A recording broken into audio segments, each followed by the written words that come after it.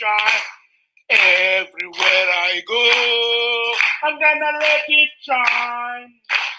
In Darfur, we're gonna let it shine. In Tori, we're gonna let it shine. In Khartoum, we're gonna let it shine. Let it shine, let it shine, let it shine, let it shine.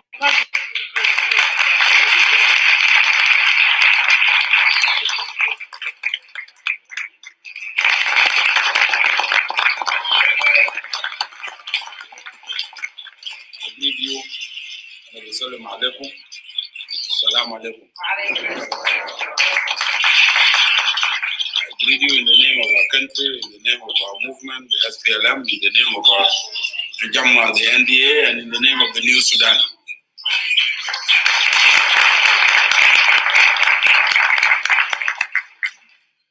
I'm happy particularly to be here to address you today because in the SPLM, we have been, since we signed the Naivasha protocols on May 26th, we have been moving around in the New Sudan, explaining and sensitizing people. Our aim is to explain and brief our constituencies in all parts of the Sudan, in the south, in the north, in the west, in the east, in the far north, and in the center of what is it that has been signed, the peace agreement, and how can we use it in order to effect democratic transformation of our country. And that's what I would like to do today.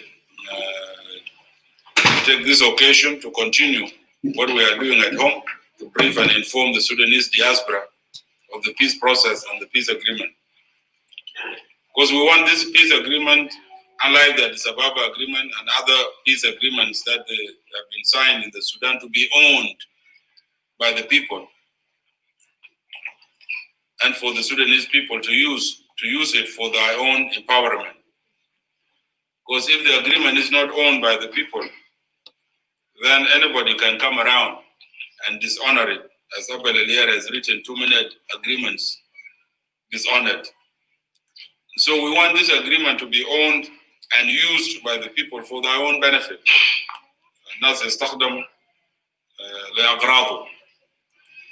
That way they will be able to defend it, and that way the agreement can last.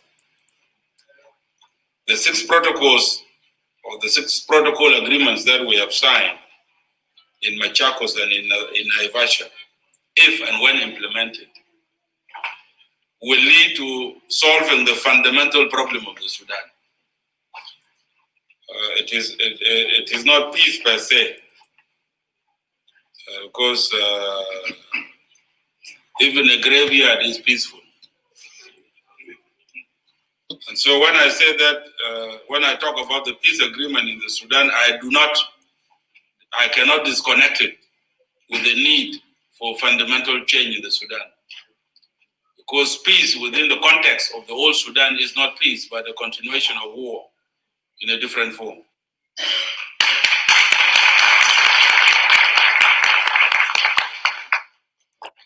Therefore, it is important for me to revisit the problem of the Sudan itself, the problem that we set out to solve, so that we put the peace process in the context of solving what I have called the fundamental problem of the Sudan.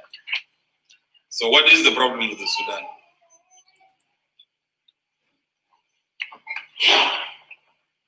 Al-Junubin in the past have called it Mashkila al-Junub, and we have disagreed with a lot of people on this, because we have said that there is no Mashkila al-Junub.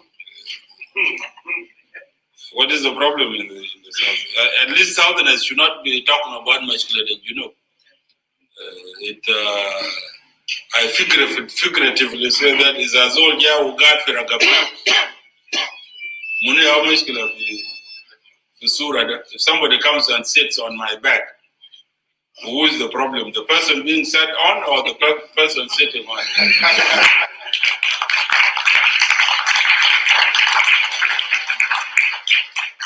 It's the person sitting on me that is the problem, not I being sat on. So it cannot possibly be a problem of masculinity. I said it in all objectivity that it is not the problem of Southern Sudan. If you want to give it a label, and when I came here, I believe it was in 1995, I said if you want to give the problem a geographical name, then the masculinity Shumal, the masculinity Junub, the masculinity Shumal. وما شمال كله شمالين ذات تعبانين ده مشكلة السلطة في الخرطوم.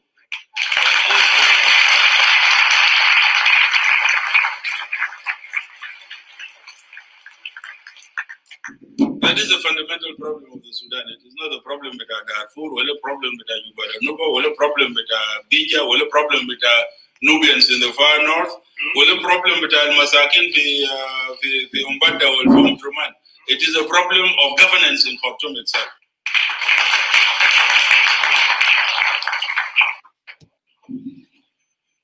As we have had nothing but war since independence, as if independence has been a curse. Because من سنة 55 لكاد 72 هنا في الحرب. Some of us were born in war, grew up in war, went to school in war, and grew gray hair in war. عجزنا في الحرب. نحن في سنة 83 we changed gears. احنا غيرنا اتجاه. In terms of the answer we gave, we said no, it is not the problem of the Sudan. In our view, the problem is the attempt by various Khartoum-based regimes to build a monolithic Arab Islamic state to the exclusion of other parameters of the Sudanese diversity as constituting the fundamental problem of the Sudan and defining the Sudanese conflict. The vast majorities of the Sudanese people are therefore excluded from governance and are marginalized in the political, economic, and social fields. And this provokes resistance by the excluded, the neglected, the marginalized, and the oppressed. The Arab Islamic State ends up being imposed by force. Governance in the Sudan became chauvinistic and eventually fascist. It is clearly shown by the situation in Darfur, relying on brute force for the ruling NIF elite to maintain its power, rather than by consent of the governed through a consensual social contract. And when I say an Islamic Arab state, I'm not talking in derogatory terms at all, because I have made it very clear before that our vision, our ideology of society is that نحن كلنا Sudanese. We are all Sudanese, whether we are of Arab origin or of African origin. نحن كلنا Sudanese. شنو is this insistence on our Arabness? Let us become Sudanese. What is wrong with it?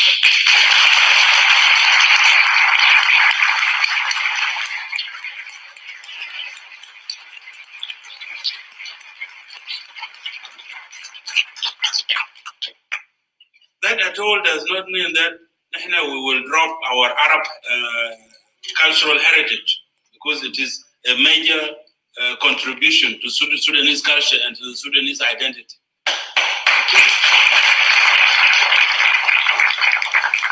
That does not mean we drop Islam, because Islam is a Sudanese religion.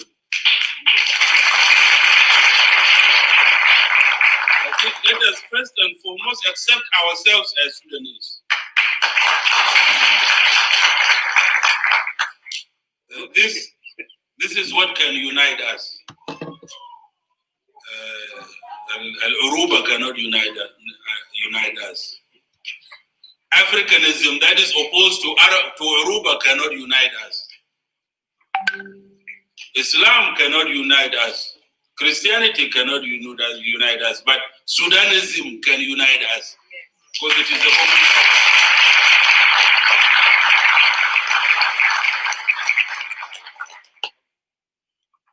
Let us also drop these crazy ideas that we must all be Arabs. Even God will not accept this.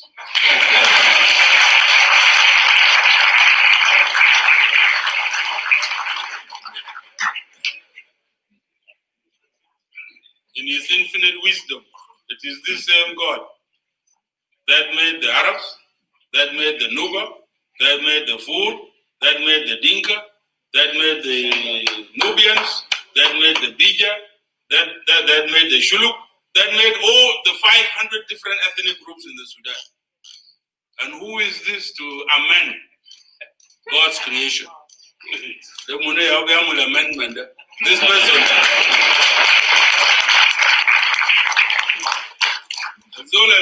amendment, I would say is against God.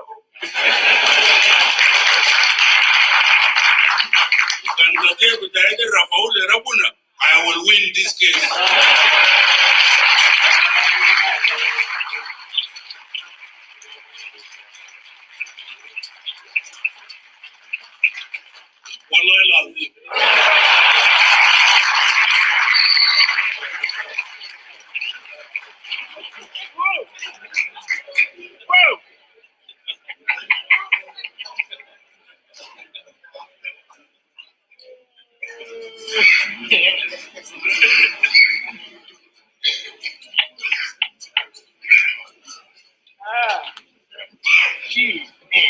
We as Sudanese have a concrete anchor. We have an anchor in history. Is a mind that anchor in history? Then you are a nobody. And whatever you are doing will come to nothing. لكن عندنا وجود حقيقي في التاريخ. We go back a long ways. And sometimes it is necessary to go back in order to go forward.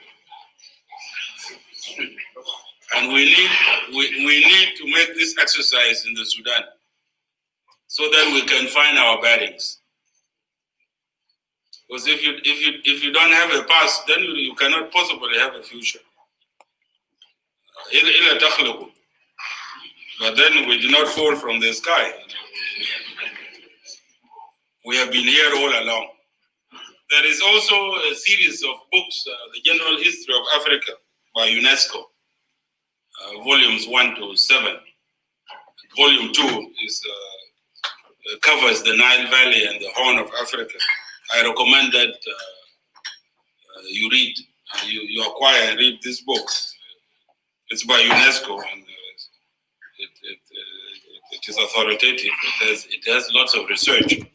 I also recommend that you read a lot about ancient Egypt, which is very much interconnected with the Sudan.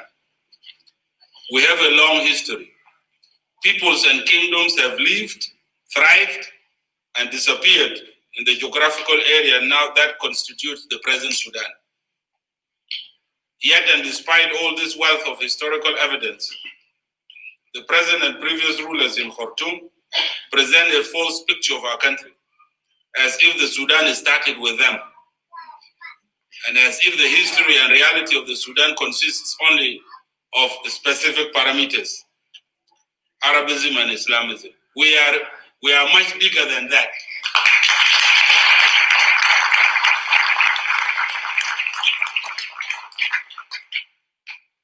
Our contention in the SPLM is that the Sudan belongs to all the peoples that now inhabit the country, and its history, its diversity, and its and richness is the common heritage of all the Sudanese people.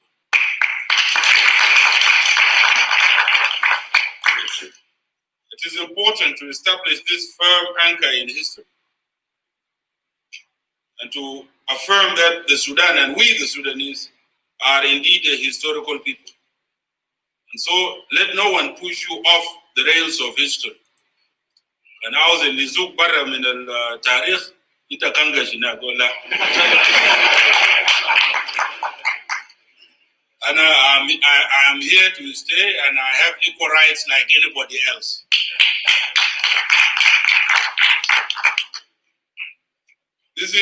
I have called this historical diversity, and it is very rich.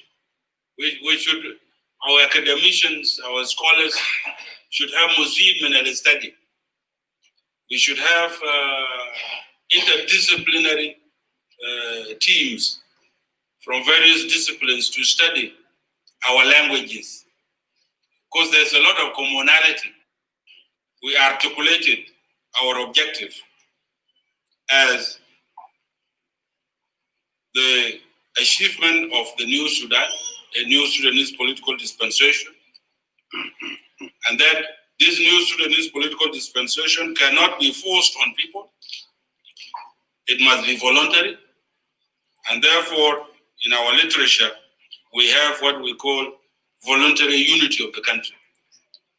That is where the issue of the right of self-determination comes in, and it is important that this be put in its proper context.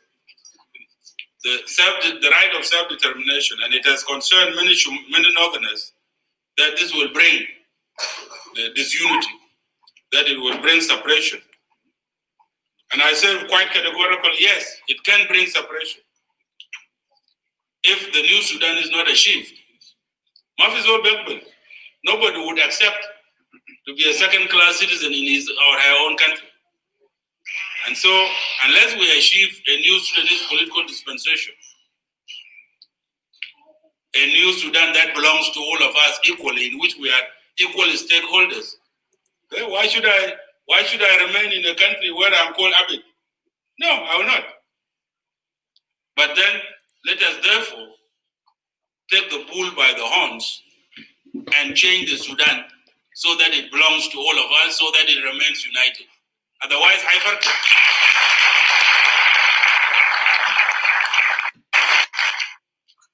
what is it that we have agreed?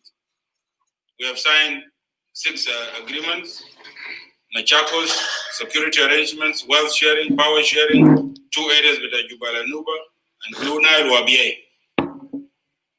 These 6 protocol agreements constitute the core peace agreement. And so we can actually say that we have reached a peace agreement. We are left only with 2 issues: a comprehensive ceasefire and implementation modalities, which will be annexes. Now, I'm not going to go into the details of the peace agreement. We don't have the time to do that. And they are also available in the internet. You can visit our website, www.splmtoday.com. They are also available in other Sudanese websites. And many of you have read these documents. I am aware that the new Sudan has been criticized by some people in the past as utopian, that it is wishful thinking. This is because, as we have seen, the new Sudan has several dimensions. It is at the same time a vision which guides us, as well as an objective to be achieved. And also it embodies elements of strategy and tactics. And so for those who see the new Sudan only as a vision, they conclude that it is unrealistic. While for those who see it as an objective, they conclude that it is unachievable. While those who see the new Sudan as a strategy and tactics lose sight of the vision aspects and easily get distracted in the course of the struggle. And sometimes they end up capitulating, overwhelmed by the enormity of the vision and the duration of the struggle. And so some people try to take shortcuts, such as the Khartoum Peace Agreement, the Fashoda Agreement, the Djibouti Peace Agreement. There are no shortcuts and no easy walk to freedom and no easy walk to New Sudan. The only viable political framework, I believe, for the SPLM, for the NDA, and for the National Congress Party even, and for all the political forces in the Sudan, is the vision and program of the new Sudan. All other political programs, whether it is Tawaj al-Hadari of the National Congress Party, or the quasi-liberal democratic regimes of the past, or military dictatorship, can only result in the disintegration of our country. Only Sudan al-Jadid al-Bashmul Nihna Kuluna will preserve the unity of our country. And this should be taken seriously. Because we have seen what has happened. No regime should be allowed to declare jihad against its own people.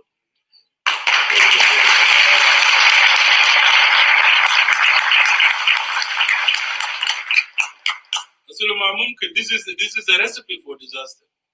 How you say those people will declare jihad on them?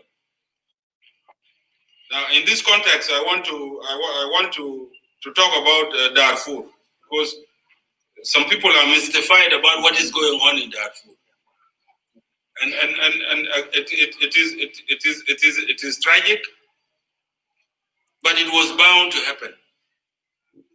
What is happening in Darfur is government, what I would call government counterinsurgency gone wrong. See, counterinsurgency, and this is a military subject. When a regime is confronted with insurgency, it develops counterinsurgency. I don't know what the counterinsurgency is in Arabic. Yeah, that's right. The logic of it is that the government recruits people, individuals, from the constituency of the Mutamaridin, from the constituency of the insurgents. Government trains this and forms them into counter-insurgency units. These counter-insurgency units then fight alongside regular troops to defeat the insurgents. So far, this is legitimate. And you go to any US training school here, you will find FMs, field manuals on counterinsurgency. What has happened in the Sudan is different from what I have just said. Recruiting individuals from the constituency of the insurgents. Why do governments do this? Because these individuals, they know the local languages, they know the local cultures, they know the local terrains. So they will direct the military. They will help the military. They are supplementary. They assist the regular forces. In the Sudan, it is not individuals that are recruited from the constituency of the insurgents. It is tribes that are recruited. Ethnic groups or elements of ethnic groups that are recruited. And they are told, and another ethnic group is identified as the enemy. And so you have counter-insurgency tribes. It happened in the South before. Militia. The government used tribal-based militias to mobilize their tribes to attack other tribes. This is what happened in Rwanda.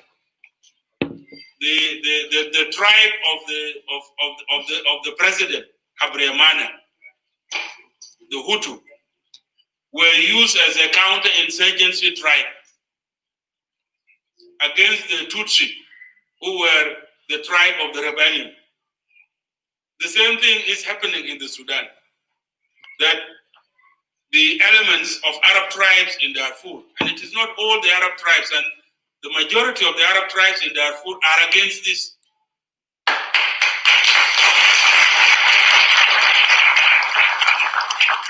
But government uses elements of them, just as they used them in the South. So it is not but Arabs against Africans, because there are no Arabs in the South.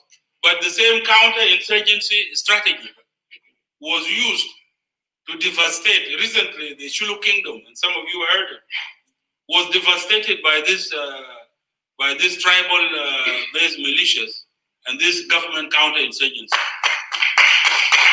And so I want to say very clearly that the problem in Darfur is not the Janjaweed as such. The Janjaweed are only a tool. The problem in Darfur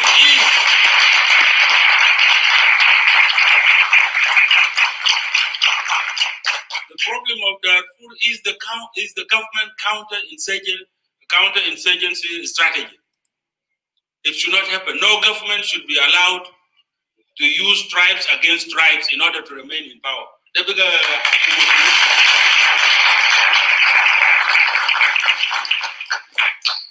And so when the international community talks about the disarmament, well, the government should disarm the Janjaweed.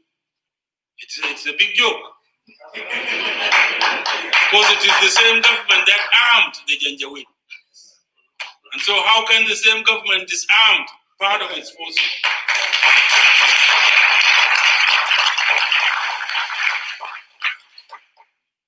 So the solution must be what I said before, to have a new government in Khartoum.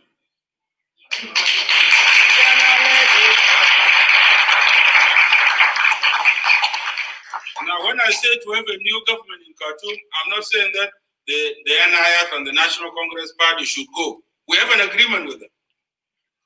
But according to that agreement, we actually have a new government, a government of national unity. Fogo National Congress Party, Fogo SPLM, Fogo other political forces. It is this new government that will have the political and moral will and capacity to solve the problems of the country as a whole. And so we have three processes that should go concurrently. Government should negotiate with the NDA, and we are doing this in Cairo at the end of the month, and complete that negotiation so as to reach agreement with the NDA. Government should negotiate with the armed opposition in Darfur so as to reach political agreement with the armed opposition in Darfur, and we initiate a program of reconciliation among the tribes in Darfur, because they will continue to remain in Darfur because they are Darfurians. Arab tribes and the African tribes. Governments will come and go. لكن الشعب بتاع دارفور هتبقى. And so there must be a process of reconciliation among them. The Naivasha process, which has already been concluded, must be the six agreements, the two remaining agreements must be completed, so that the three processes, negotiations الحاصلة في أبوجا بين armed opposition بتاع دارفور when negotiations based on the Jeddah Protocol الحاصل في القاهرة and the Naivasha agreements should all be combined ويصب في سلام كبير الفوق الناس كله. I don't see a contradiction between the three processes. I don't see any contradiction between Naivasha and Cairo, or Cairo and Naivasha and Abuja. It is one process. بالنسبة لتقسيم السلطة, which we covered before, there is room for Darfur, because the division of power in the central government is between the south and the north. فالSPLM بس يشالوا حقه حق الجنوب.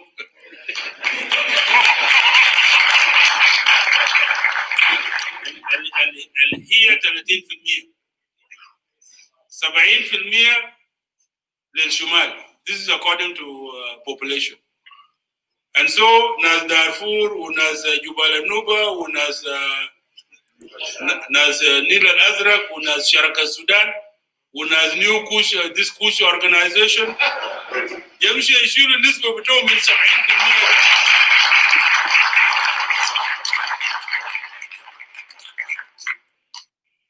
We have lots of programs that with the peace agreement reached, we have lots of ideas as to what peace means to us in the SPLM. It means a paradigm shift, in summary, that we need to initiate development programs في الجنوب في الجبال في النيل الأزرق في الغرب في الشرق في السودان كله, new paradigms of development. What do I mean by that? There are lots of things. We have lots of resources. Oil, for example, We don't want to repeat the experience with other countries where they use the oil money to build a consumer society by just importing goodies from outside.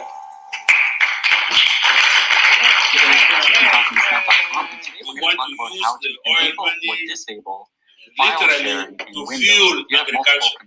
In summary, we shall articulate and implement a social, political, and economic development strategy that includes the following. Computer to computer, you can do that with file sharing. One, I'm going to do this on it is Windows. a strategy that The first thing shall you want to do address is the make sure root it's causes on that in foster general and recurrent see what civil wars, high-level things are being shared. so that this wars So we're end gonna click in on peaceful Start and button. just resolution of the conflicts all over our country, including Darfur and Eastern Sudan.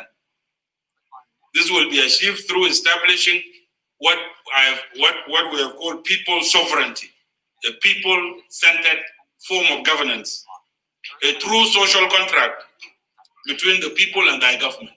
لازم يكون في علاقة ده. People should not be alienated من حكومته. What we have in the Sudan is how people even view الحكومة. الحكومة بيشوفوا as an object to be looted. and when somebody, I don't know how it is in the north, but I believe it is the same mentality.